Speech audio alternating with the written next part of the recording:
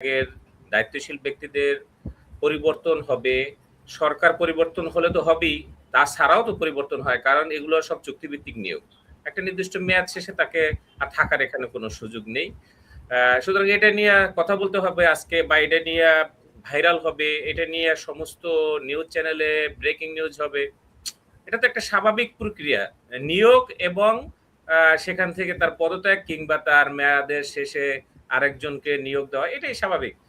প্রশ্ন হলো যে কেন এই সবার প্রশ্ন কেন, বা মিডিয়া এটা ভাইরাল কেন, ব্রেকিং নিউজ কেন, কিংবা সবাই এটা ট্রোল করছে কেন, আজকে এটা নিয়ে আলোচনা কেন, সমালোচনা কেন? কারণ ওনার যেভাবে বর্তমান আহসান এস মনসুর সাবেক গভর্নর, তার যেভাবে বিদায়, সেই বিদায়টাও যেভাবে হওয়ার কথা সেভাবে হয় নাই। আর যাকে নিয়োগ দেওয়া হয়েছে সেটা কোন প্রক্রিয়া দেওয়া হয়েছে সেটা বিষয় না, সেই ব্যক্তিকে নিয়ে বা তার ব্যাকগ্রাউন্ড নিয়ে প্রশ্ন উঠতেছে যে এটা কেন। আমি প্রথমেই বলবো যে এই যে লাস্ট যে গভর্নর যাকে বিদায় দেওয়া হলো, আমার প্রথম প্রশ্ন হলো যে তাকে এইভাবে মব ক্রিয়েট করে বিদায় কি না দিলে হতো না?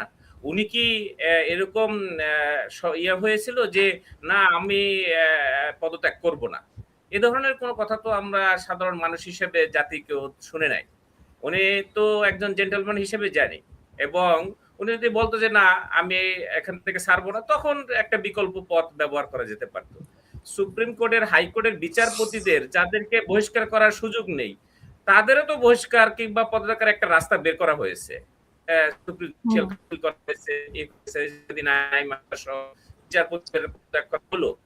মানে রাষ্ট্রপতি থেকে শুরু করে কারোই পদত্যাগ করাটা খুব কঠিন কোনো কাজ না, সবকিছুই সুষ্ঠু একটা বিকল্প পদ্ধতি রয়েছে, যেটা এই গভর্নরের ব্যাপারে মানা হয় নাই।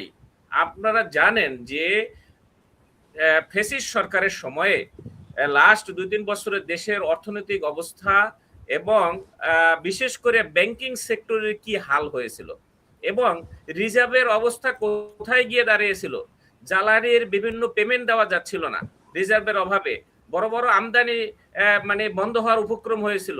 এলসি, আমি ফিনান্সিয়াল মার্কেটের সাথে জড়িত, ব্যাংকগুলোর এলসির ভলিউম ছোট করে দেওয়া হয়েছিল, অর্থাৎ $5 লাখ উপরে এলসি খোলা যাবে না, আগে যেখানে মিলিয়ন মিলিয়ন ডলার এলসি হতো। এইরকম যখন অবস্থা, যখন ব্যাংকগুলো তারল্য সংকট, 5টা ব্যাংককে যখন একীভূত করা হলো, সমন্বিত একটা ব্যাংক করতে হলো, বন্ধ না করে অলমোস্ট একটা বিকল্প রাস্তা বের করা হলো, 15-16 বিলিয়ন ডলারে যেখানে রিজার্ভ নেমে এসেছিল, সেই অবস্থা থেকে গত 1.5 বছরে উনি এই ব্যাংকিং সেক্টরটাকে একটা মোটামুটি একটা পর্যায়ে নিয়ে এসেছিল। সময় তো বেশি পায়নি, কারণ দীর্ঘ 15 বছরে খেয়ে বাক্স খালি করা জিনিস, তা তো 1.5 বছরে তো বাক্স ভরা যায় না।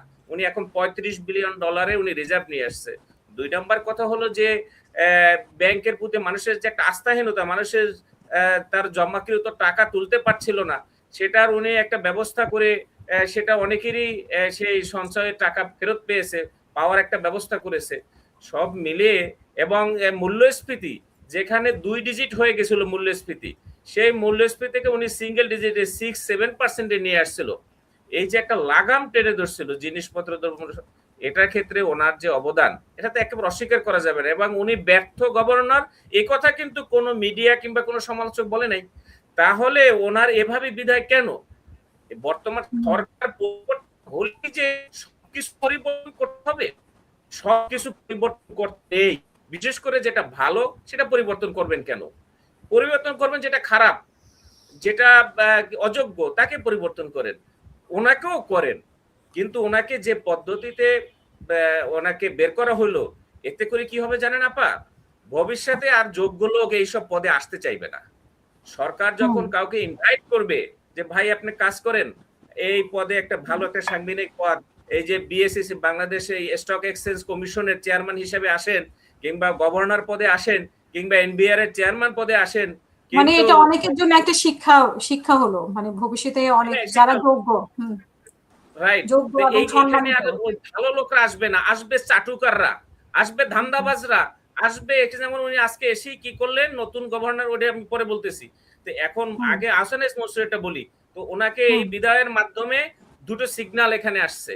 1 নাম্বার সিগন্যাল হলো যে এই পদে আর যোগ্য লোক, ভালো ভালো, আমরা গভর্নর হিসেবে যেসব লোককে ইতিপূর্বে দেখেছি 2-1 জন, বিশেষ করে শেখ হাসিনার আমলে যেসব গভর্নর লাস্টের দিক দিয়ে ছিল, কবির সহ, তাদের অবস্থা দেখছে, তারা পালায় গেছে 5 তারিখের আগেই। একজন গভর্নরকে পালাতে হবে কেন? এই ভদ্রলোক তো পালায় নাই। আগের গভর্নর তো দেশ ছেড়ে পালিয়েছিল, কারণ এমন মানে কুকর্ম করছে যে দেশে থাকার মতো তার অবস্থা ছিল না।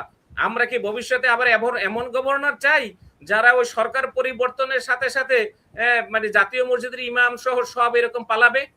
এরকম গভর্নর তো চাই না। গভর্নর, এটা তো একটা কথা আছে, সামরিক খাতে কোনো ক্ষতি হলে সেটা রিকভার করা যায়, অর্থনৈতিক খাতে ক্ষতি হলে সেটা কিন্তু রিকভার করা ভেরি ডিফিকাল্ট। সুতরাং এমন একটা জায়গায় হাত দিয়েছে, এটা মানুষের একটা আস্থার জায়গা। সারা বাংলাদেশে 56টা ব্যাংকের আস্থার স্থান। ওখানে মানুষের সমস্ত টাকা পয়সা, আপনার টাকা বা আমার টাকা, এখানে যারা মেহমান আছেন পাটোয়ারি ভাই সহ, কাইসান ভাই সহ, তাদের টাকা ব্যাংকে গিয়ে রাখেন। এই আস্থাটা কিসের উপর? সব আস্থার উপরে। এবং সে আশে থেকে আমাদের কন্ট্রোলিং অথরিটি ব্যাংকগুলোর, সেখানে আর সেখানের মূল ব্যক্তি গভর্নর, সেই জায়গাটায় এইভাবে একজন পদস্খলন করাটা ঠিক হয় না। আমি মনে করি এটা আরো সুন্দরভাবে সরকার প্রধান বিকল্পভাবে চিন্তা করতে পারতেন। গেল এটা। এরপরে এখানে আরেকটা মেসেজ দেওয়া হলো কি, এইরকম তো আরো কিছু পদে পরিবর্তন আসবে আমার তো মনে হয়, কারণ এরকম আরো অনেক পদে বিভিন্ন লোক বসে আছে, ইন্টারিম গভর্নমেন্ট অনেকে বসাইছে, তাদের মনের ভিতরে একটা ভয় ঢুকিয়ে দিয়েছে যে এই আগে বাগে যাও, না হলে কিন্তু অবস্থা দেখছো তো, ভদ্রলোকের অবস্থা এই হয়েছে, তোমার অবস্থা কি হবে? সুতরাং এই দুইটা মেসেজ দেওয়া হলো আহসান মনসুরের বিদায়ের মাধ্যমে। একটা হলো ভালো লোক আসবে না, দুই হলো বাকি যারা আছে এরকম বিভিন্ন ডিপার্টমেন্টে তাদেরকে একটা মেসেজ দিল যে আগে বাগে বের হও, আমাদের লোক রেডি হয়ে আছে, যে কোনো সময় বসাবো। এইবার আসেন যে নতুন গভর্নর যাকে দেওয়া হলো, নতুন গভর্নর উনি আমার ইনস্টিটিউটেরই মেম্বার, উনি আইসিএম এর মেম্বার, আমিও ওই ইনস্টিটিউটের। সুতরাং আমি তো মেম্বারদের বা তাদের সম্পর্কে বেশি জানি। প্রশ্ন হলো একটা মানে বাংলাদেশ ব্যাংকের গভর্নর হিসেবে বা উনি তো কত নাম্বার 17তম বোধহয় গভর্নর হিসেবে যোগ দিলেন। এর আগে যতজন গভর্নর হয়েছেন, ফরাসউদ্দিন থেকে শুরু করে এই যে অর্থ উপদেষ্টা ছিলেন সালাউদ্দিন সাহেব সহ যারা ছিলেন, তাদের ব্যাকগ্রাউন্ড বা তার যেখান থেকে আসছে এইবারে একেবারেই ব্যতিক্রম হইতেই পারে, কিন্তু এত ব্যতিক্রম একজন ব্যবসায়ীকে এনে গভর্নর, মানে মানি মার্কেটের প্রতিষ্ঠানগুলো, ফাইন্যান্সিয়াল ইনস্টিটিউশনগুলোর যে কন্ট্রোলারকে ওখানে বসানোর ক্ষেত্রে কিন্তু অনেক তার ব্যাকগ্রাউন্ড, যোগ্যতা, বা উনি কোনো ফিনান্সিয়াল ইনস্টিটিউশন নেতৃত্ব দিয়েছে এরকম কোনো কিন্তু নেই। উনি কোনো ব্যাংকের এমডি কিংবা চেয়ারম্যান কিংবা বাংলাদেশ ব্যাংকেও কোনো দায়িত্বে বা অ্যাডভাইজার হিসেবে উনি কখনোই ছিলেন না। সুতরাং এই যে ওনার অনভিজ্ঞতা, এইরকম একটা ক্রুশিয়াল মুভমেন্টে এরকম একজন অনভিজ্ঞ লোককে এখানে কেন বসালো হলো আমি জানি না। কারণ হলো এখানে ব্যবসায়ী, উনি গার্মেন্টস ব্যবসায়ী, সোয়েটার ফ্যাক্টরির মালিক। এখন একজন গার্মেন্টস ব্যবসায়ী, উনি এসে আজকে যেটা করলেন যে ন্যাশনাল ব্যাংক, বাংলাদেশে প্রাইভেট সেক্টরে ফার্স্ট ব্যাংক হলো ন্যাশনাল ব্যাংক, এটা সেকেন্ড জেনারেশন ব্যাংক। এই ব্যাংকটাকে শিকদার পরিবার খাইয়া একেবারে মানে এটারে মানে বানাই ফেলছে, খালি বানাই ফেলছে। সেই শিকদার পরিবারে খাওয়া মানে আওয়ামী লীগ পরিবারের একটা ব্যাংক ছিল। এখন সেই ব্যাংকের আবার ডিরেক্টর চেয়ারম্যান হিসেবে দেখলাম বিএনপির দুইজন বর্তমান রানিং মন্ত্রী সেখানে যুক্ত হয়ে এখন এই খালি বাক্সটাকে আবার ভরার চেষ্টা করছেন। এবং সেই ক্ষেত্রে ভরার ক্ষেত্রে নিজেরা টাকা না দিয়ে কি করলো, এই গভর্নর বসেই আজকে 1000 কোটি টাকা ওই ন্যাশনাল ব্যাংকে দেওয়ার জন্য, তারল্য সংকট কাটানোর জন্য সেখানে দিল। তো এখন তাতে বোঝাই যাচ্ছে যে মর্নিং শোজ দা ডে, উনি কোন দিকে যাচ্ছে বা কি করছে। এখন এইরকম যদি সেই আগের গভর্নরদের মতো সেই এসালো আমরা 8টা ব্যাংক যেরকম লুটপাট করে 2 লক্ষ কোটি টাকা এই 8টা ব্যাংক থেকে বের করে নিয়ে একটা লোকের হাতে টোটাল ব্যাংকিং সেক্টর জিম্মি হয়ে গেছিল। এবং আপনার মনে আছে কিনা জানি না, ইসলামী ব্যাংক থেকে শুরু করে বিভিন্ন এই কয়েকটা ব্যাংকের এমডি চেয়ারম্যানদেরকে এই যে হোটেল ওয়েস্টিন গুলশানে নিয়ে রাত্রে বেলা তাদেরকে ওই জিম্মি করে মব ক্রিয়েট করে পদত্যাগ পত্র নিয়ে রাতারাতি সে রাত্র 2টার সময় বাংলাদেশ ব্যাংকের সার্কুলার জারি করে নতুন চেয়ারম্যান এমডি বোর্ড গঠন করার করে এই যে টোটাল ব্যাংকিং সেক্টর একটা লোকের কাছে জিম্মি হওয়ার ফলাফল আমরা দেখেছি। ফলাফল কি হয়েছে? গত 15 বছর সে দেখা গেছে যে বাংলাদেশ ব্যাংকে সেই রিজার্ভ মানে শূন্যের কথা নিয়ে আসছে। বাংলাদেশের ক্রয় ক্ষমতা সরকারের জিরোতে নিয়ে আসছিল। ফুয়েলের গ্যাসের অভাবে এলএনজি ক্রয় করতে না পারার সারা দেশে গ্যাস ক্রাইসিস, বিদ্যুৎ ক্রাইসিস তৈরি হয়েছিল।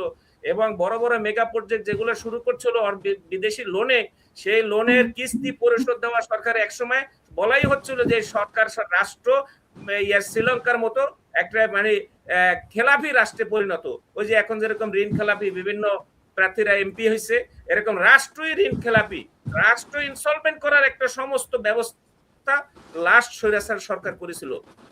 সেই দিকে যাওয়ার পিছনে এই অবদানটা ছিল কিন্তু এই একটা একটা পরিবারের বা এই ব্যাংকিং সেক্টরের একটা বড় সিন্ডিকেট। সেই সিন্ডিকেটের সাথে জড়িত নেতৃত্ব দিয়েছে এস আলম, সিন্ডিকেটের সাথে জড়িত ছিল বেক্সিমকো গ্রুপ, সেই সিন্ডিকেটের সাথে জড়িত ছিল বসুন্ধরা গ্রুপ, সেই সিন্ডিকেটের সাথে জড়িত ছিল বাংলাদেশ ব্যাংকের কন্ট্রোলার, যে ব্যাংকগুলো যে কন্ট্রোল করে তারা। এখন কথা আছে না যে বেড়ায় যদি ঘাস খায়, বেড়ায় যদি আপনার গাছ খায়, তাহলে সেই গাছের পাহারা দিবে কে? বাংলাদেশ ব্যাংকে রাখা হয়েছে ব্যাংকগুলো পাহারা দেওয়ার জন্য, আর বাংলাদেশ ব্যাংকে পাহারা দেওয়ার জন্য রাখা হয়েছে গভর্নরকে। তো সুতরাং সেই গভর্নরের যদি সেই সিন্ডিকেটের সদস্য হয়ে যায়, এবং সেটা ফলাফলও দেখছেন, পালাইছে 5 তারিখের পর। তো এই এখন আমরা এই চিত্রগুলো আর দেখতে চাই না। অবশ্যই এখানে যোগ্য এবং সৎ দুটোটাই লাগবে, শুধু সৎ হইলেও হবে না, শুধু যোগ্য হইলেও হবে না, যোগ্যতাও লাগবে, সৎ। আমরা উনি দেখলাম উনি বলতেছে আজকে যে সুদের হার কমাই দিবে, হঠাৎ করে উনি ঘোষণা দিলেন সুদের হার কমাই দেবে। সুদের হার কমাই দিলে তার ফলাফল কি? আবার মুদ্রাস্ফীতি বেড়ে যাবে। তাহলে এই যে গত 1 বছর ধরে যে একটা দ্রব্যমূল্যের লাগাম টেনে ধরছিল, এগুলো অনেক ডেপথ আলোচনা। আমি ফাইন্যান্সের ছাত্র, এটা নিয়ে কথা বললে আমি অনেক কথা বলতে পারবো। আপনার ফিনান্সিয়াল মার্কেটে যদি সুদের এই রেট কমাই দেওয়া হয়, তাহলে কি হবে? কোম্পানিগুলো মানে কাস্টমার থেকে তা না গিয়ে তারা ব্যাংকের কাছে যাবে, ব্যাংকের টাকা দিয়ে ব্যবসা করে তখন মনোপলি ব্যবসা করবে এবং সিন্ডিকেট করে আবার দ্রব্যমূল্যের দাম বাড়াবে। তখন আলটিমেটলি কিন্তু এই সরকারি বদনামের মধ্যে পড়বে।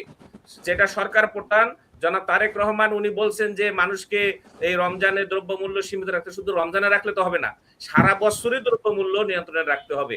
এটা রাখতে গেলে মূল্যস্ফীতি নিয়ন্ত্রণ, আর মূল্যস্ফীতির ক্ষেত্রে উনি আইসে যদি বলে সুদের হার কমাই দেবে, নীতি পলিসি করবে উনি, মানে ব্যবসায়ীদেরকে সুযোগ সুবিধা দেবে, কারণ উনি নিজে একজন ব্যবসায়ী।